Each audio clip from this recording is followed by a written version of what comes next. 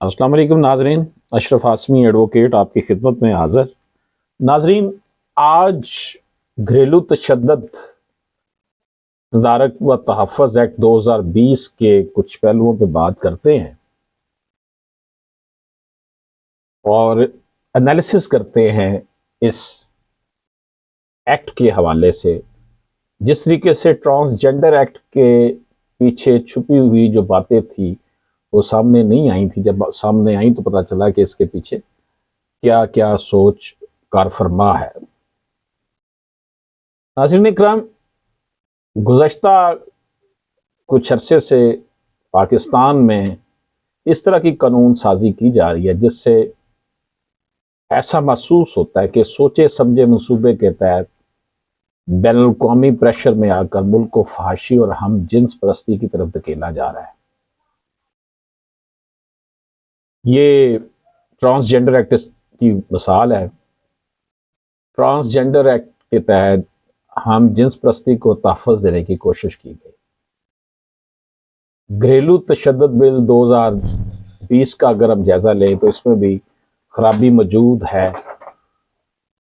ناظرین اکرام، گھریلو تشدد کے انسداد کا جو بل پارلیمنٹ میں زیر غور ہے، اس میں جو سلو پوائزن ہے، ہڈن پوائزن ہے، البتہ شاطروں نے اسے ایسے ڈھکے چھپے لفظوں میں بیان کیا ہے کہ جب تک اس کا عمیق جائزہ نہ لیا جائے اس وقت تک اس کا پتہ نہیں چلتا کہ یہ کیا ہے۔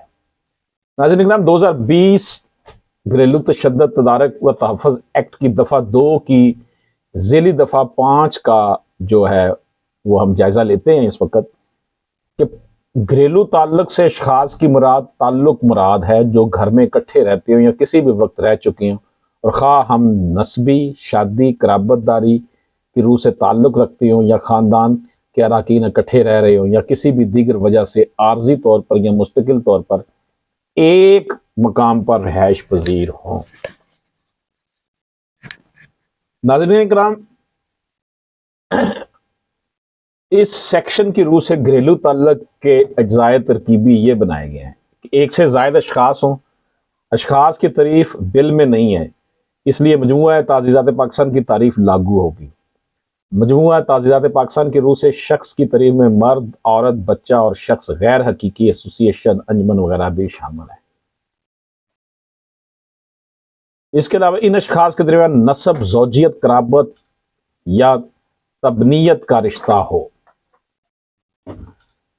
یا وہ اشخاص کسی بھی وجہ سے عارضی یا مستقل طور پر اکٹھے رہ رہے ہوں یا کسی وقت رہ چکے ہوں۔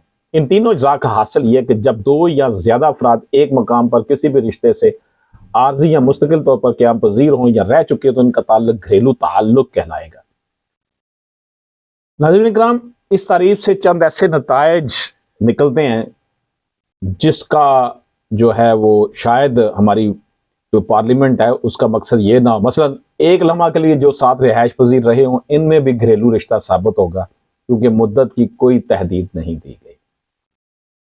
مدعی اور مدعا علیہ میں مطلق قرابت کافی ہے، خواہ کسی جہت سے ہو، اس لیے بہت دور کے رشتہ دار بھی اس کے اندر شامل کیے جائیں گے۔ ناظرین اکرام، حد درجہ عموم کی وجہ سے یہ تعریف درج ذیل صورتوں پر بھی صادق آتی ہے۔ کون کون سی ہے جناب؟ ایک خاندان کے لوگوں نے حج کے موقع پر حرمین کے ہوٹلوں یا منا کے خیموں میں رہائش رکھی ہو، تفریح کی غرض سے ایک ہوٹل میں قیام کیا ہو، رشتہ دار تعلیم کی غرض سے ایک ہاسٹل میں رہے ہوں، تجارت یا ملازمت کی غرض سے ایک جگہ اکٹھے رہے ہو، متعلقہ بیوی جو گھر سے نکلنے سے انکار کر رہی ہو، کوئی قریبی رشتہ دار جو کسی وجہ سے ساتھ سکون پذیر ہو اور اسے گھر چھوڑنے کا کہا ہو مگر وہ ٹال مٹول سے کام لے رہا ہو۔ شروع کی 3 صورتیں اس وجہ سے تعریف میں داخلہ کہ لوگ کسی غرض سے عارضی طور پر اسے ایک مقام پر رہائش پذیر ہوئے ہو۔ آخری 2 صورتوں پر بھی تعریف صادق آتی ہے کیونکہ تعریف میں حق یا ناحق رہائش کی کوئی تفریق نہیں کی گئی۔ ناظرین کرام، گھریلو تعلق کی تعریف میں یہ تفصیل بھی نہیں ہے کہ رشتہ دار کس حیثیت سے ساتھ رہ رہا ہو یا ماضی میں ساتھ رہا ہو۔ یہ تفصیل نہ ہونے سے اس میں وہ رشتہ دار بھی داخل ہیں جو مہمان کی حیثیت سے ہو، زیارت اور ملاقات کی غرض سے ٹھہرے ہو، جو کسی ناگہانی ضرورت سے ٹھہرے ہو، جن انسانی ہمدردی کے تحت کچھ عرصہ کے لیے رہائش دی ہو۔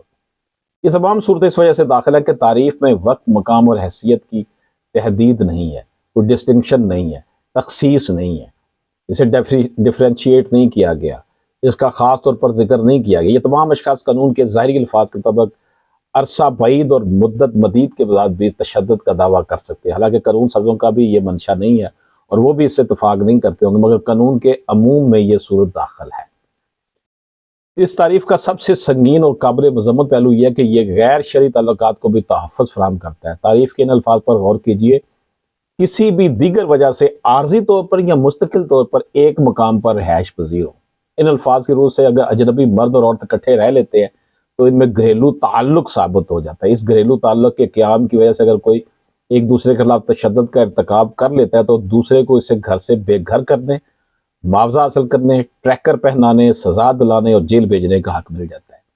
زیادہ صاف لفظوں میں اس بل میں غیر شادی شدہ جوڑوں کی حوصلہ افزائی کی گئی ہے اور انہیں حقوق فراہم کیے گئے ہیں۔ ایک اور پہلو اس بل کی سنگینی ہے کہ بل کے اندر مرد عورت کے درمیان نہیں بلکہ اشخاص کے درمیان تعلق کو بیان کیا گیا۔